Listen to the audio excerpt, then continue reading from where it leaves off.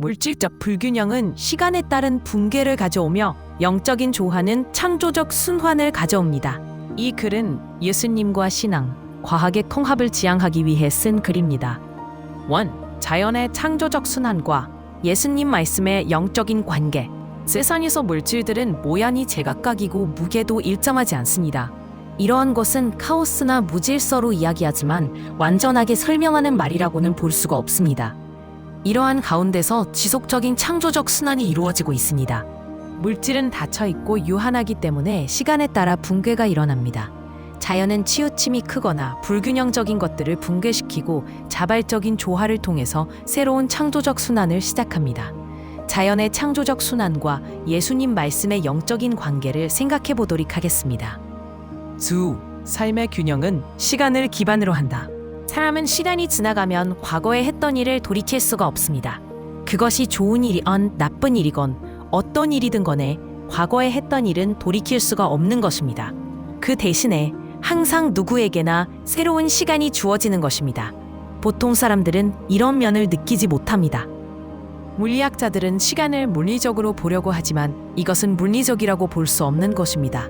시간은 열려 있으며 한계가 없는 무형적인 실체이며 나아가서 영적이라고 볼 수가 있는 것입니다. 예를 들어 세상은 분쟁과 충돌이 끊이지 않고 고통받는 사람들이 많아 자면 세상이 망할 것 같지만 세상은 쉽게 망하지 않습니다.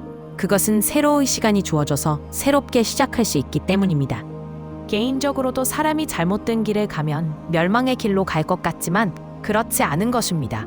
언제나 바른 길로 들어설 수 있는 새로운 길이 열려 있는 것이다. 시간은 삶의 균형을 잡아주는 역할을 하는 것입니다. 올바른 신앙은 물리적인 것의 추구가 아니라 영적인 조화의 추구이며 시간과의 균형으로 생명력으로 갖는 것입니다. 영적인 조화는 성찰로서 지나치지도 않고 모자라지도 않는 살아 숨쉬는 신앙을 갖게 하는 것입니다. 세상의 모든 것이 끝나가는 것 같아도 언제나 시간이 나오는 것이다. 이것은 어떤 이론으로도 설명을 할 수가 없는 것입니다.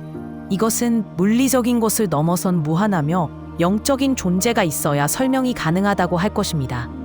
이런 시간적인 면에서 현재의 물리학은 크게 잘못되어 있는 것입니다. 시간이 왜곡됨으로써 우주가 밝은 곳에서 어두운 곳으로 가는 빛의 분사에 의해서 움직이는 것이 아니라 알 수 없는 암흑 속에서 에너지와 물질이 존재한다고 말하고 있는 것입니다. 이것은 물이 높은 곳에서 낮은 곳으로 흐르는 자연의 섭리와는 완전히 반대되는 말인 것입니다. 그런데 문제는 우주가 95%는 사람이 모르는 것이고 5%만 알고 있다면 학문의 완성도 낮을 뿐 아니라 우주의 진정한 모습에 거의 접근을 하지 못한다는 것입니다. 자연의 순환의 패러다임, 물이 아래로 흐른다는 것은 왔던 길을 다시 돌아갈 수 없다는 것입니다. 자연은 한 번 간 길은 다시 가지 않으며 항상 새로운 길을 가게 되는 것입니다. 그리고 자연은 치우침이 큰 것은 붕괴하고 치우침과 불균형을 스스로 최소화하며 새로운 순환으로 나아가려 하는 것입니다. 이러한 자연을 물리적으로 말하면 자발적 조화를 통하여 관성의 세계에서 새로운 중력의 세계로 나아가는 것입니다. 아침에 떠오르는 해는 어제의 해가 아니라 새로운 해입니다. 태양은 어제의 해에서 새로운 해로 재창조로 지속적인 순환의 패러다임을 만드는 것입니다. 자연은 일정한 원리에 의해서 움직이는 것이 아니라 위에서 말한 지속적인 시간의 창출을 통한 순간순간의 조화에 의해서 순환의 패러다임을 형성하는 것은 물리학적으로 양자역학과 유사하지만 양자역학은 물리적인 힘의 측면만을 보기 때문에 자연과 물질의 순환작용이나 생명 현상을 설명할 수가 없습니다.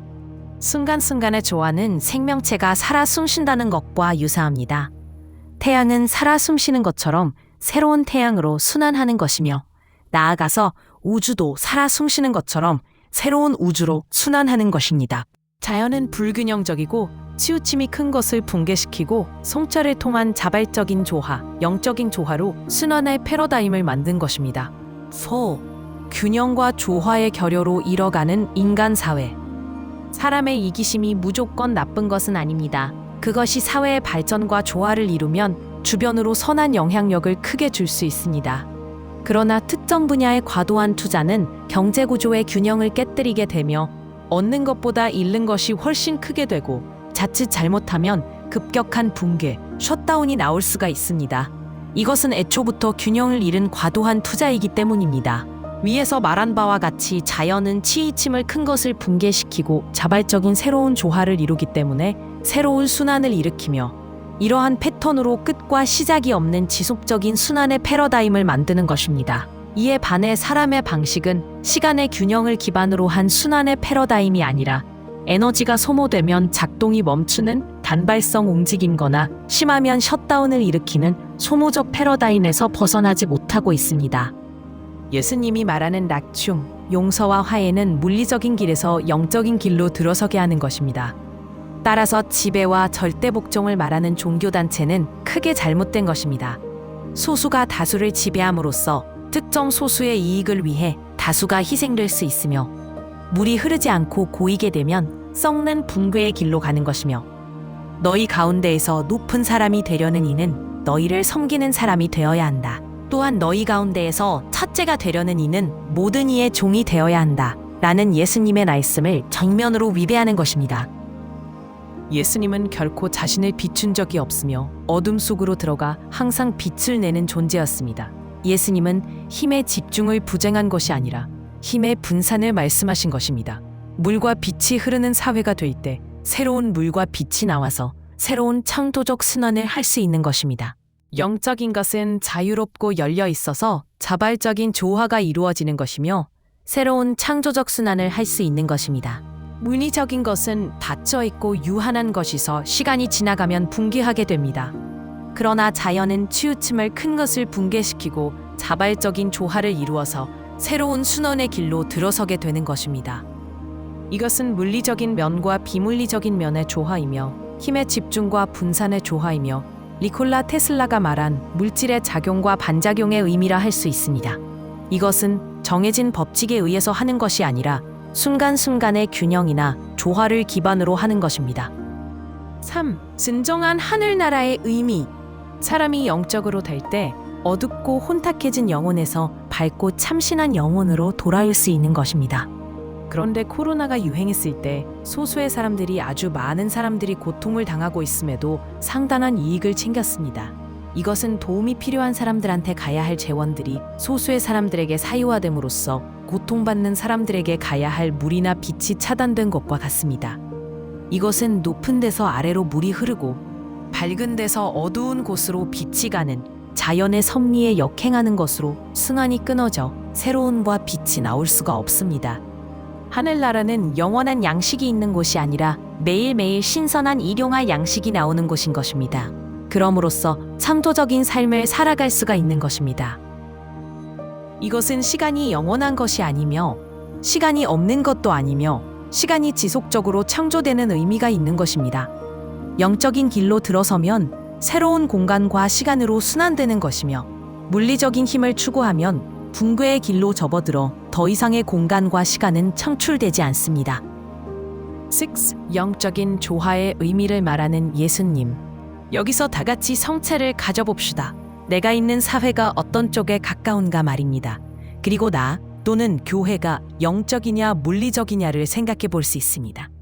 사람이 물리적인 것에 빠져 있더라도 항상 시간이 있기 때문에 물리적인 것에서 빠져나올 수 있습니다. 그러나 이를 성찰하지 못하다면 붕괴로 향하게 되는 것입니다. 예수님이 말한 세상은 물이 흐르고 빛이 어둠을 비춰주는 세상인 것입니다. 이것은 많은 시간과 노력, 재원이 필요한 것은 아닙니다.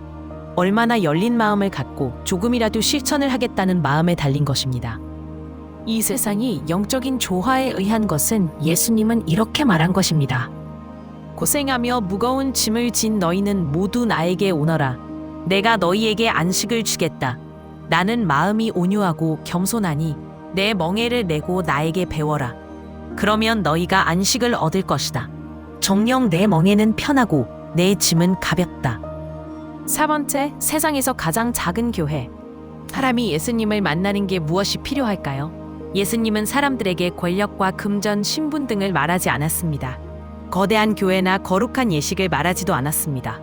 그리고 AI나 양자 컴퓨터 같은 첨단 기술을 필요로 하는 것도 아낍니다. 영적 조화라는 것은 물리적인 것이 아니라서 설명하기는 어렵지만 물질적으로 가장 작다는 의미가 있습니다. 이것을 조사마 장로는 파 한 뿌리로 기유하였습니다.